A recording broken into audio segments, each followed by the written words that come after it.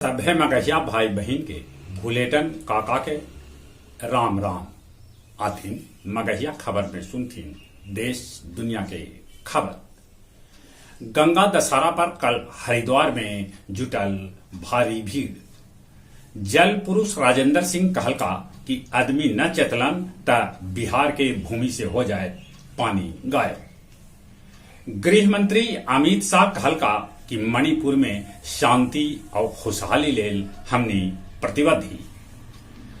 मद्य निषेध विभाग बिहार में तार और खजूर के पेड़ के करत गिनती। राजस्थान के अजमेर में आज प्रधानमंत्री नरेंद्र मोदी करतन मेगा रैली। चुनावी शंखनाद भी राजस्थान में है। बिहार में बीपीएससी मास्टर के बहाली लेल आवेदन 15 जून से ले सका है। अब बिहार में एएनएम के बहाली लिखित परीक्षा के बाद होए। महाराष्ट्र में सरकार किसान सभे के 6,000 रुपया वार्षिक सहायता राशि दे। झारखंड के कांग्रेसी विधायक प्रदीप यादव के कैकन ठिकाना पर ईडी मारल है छापा। गंगा दशहरा पर उत्तर प्रदेश में अलगे अलगे जगह पर 19 आदमी के डूबे से हो गए मौत।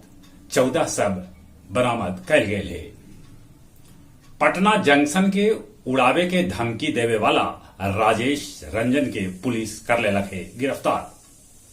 नवादा के एगो पेट्रोल पंप के मालिक से 10 लाख रुपया लुटेरा लूट लेलन।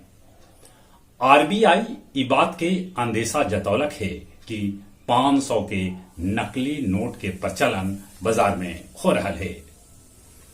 ब्राजील में लैंड बिल के खिलाफ लोग कैलन प्रदर्शन। चीन पहल बेर आम नागरिक के अंतरिक्ष में भेजल। रूस के राजधानी मॉस्को में यूक्रेन कैलक है बड़गर ड्रोन हमला। नेपाली प्रधानमंत्री पुष्प कमल दहल प्रचंड आज से 3 दिन के यात्रा पर भारत ऐलन। नाइजीरिया में पेट्रोल से सब्सिडी हटावल गए।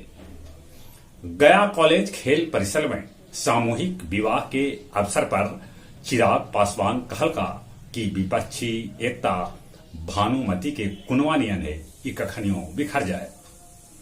आज निर्जला एकादशी पर 24 घंटा खुलल रहा विष्णुपद मंदिर। फल्गु में स्नान करे लेल लगावल गेल है फवारा। बांके धाम में डुमरिया के कोल्हुवार के महिला सुमन कुमारी के साढ़ पटक दिलक, बाद में उनकर हो गए मौत। लड़की से छेड़खानी और वीडियो बनावे के मामला में खुरार से 2 गो लड़कन के पुलिस कैलक है गिरफ्तार। और अब कुछ खेल के समाचार। आईपीएल 16 जीतला के बाद कैप्टन कुल धोनी संन्यास के बाद न कह के सभी के आश्चर्यचकित कर दिलन। एएफसी अंडर 17 एशियाई कप लेल 17 सदस्यीय टीम घोषित कर देवल गेल है। भारतीय पहलवान सभे किसान नेता टिकैत के पदक सौंप दिलन। उ सब हरिद्वार के पौड़ी में गंगा में प्रवाहित करे जा रहलन हल अपन पदक। चलित अपने सभे के एक बार फिर से बुलेटिन काका के राम राम।